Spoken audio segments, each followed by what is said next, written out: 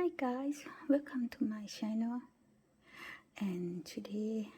I'm going to make a brownies สวัสดีค่ะเพื่อนๆวันนี้เราจะมาทำบราวนี่กันนะคะซึ่งส่วนผสมเราก็มีแป้งแล้วก็คุกกี้ออยล์แล้วก็น้ำแล้วก็ไข่ส่วนแป้งนี้เราใช้แป้งเค้กผสมกับโคโค่พาวเดอร์นะคะแต่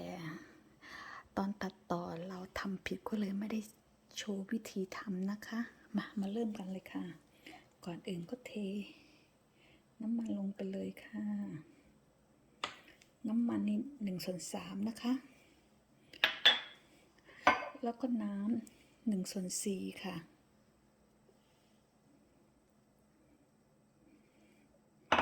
แล้วก็ไข่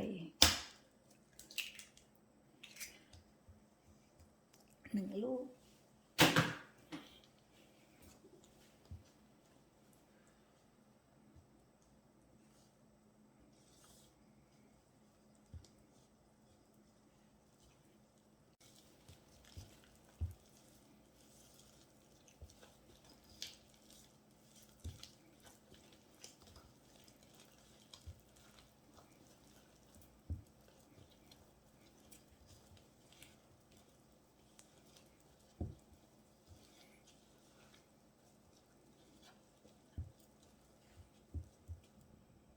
เพื่อนๆคงจะแปลกใจนะคะว่าทำไมเราทำเบเกอรี่บ่อย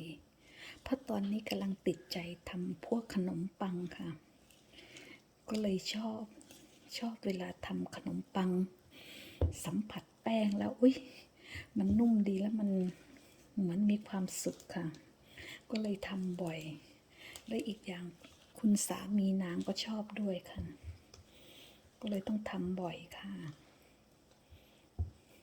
แต่อันนี้ง่ายๆนะคะเพื่อนๆใช้เค้กฟาเบอร์นะคะแล้วก็ผสมกับโคโค่พาวเดอร์นะคะถ้าอยากจะทำกันนะคะทำแบบง่ายๆ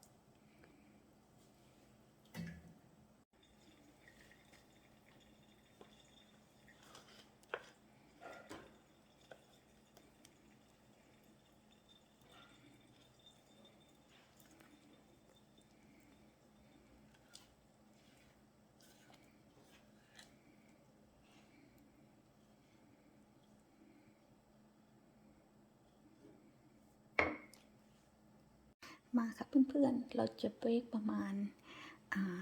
45 นาทีนะคะ325เราเบรก325ประมาณ45 นาทีค่ะ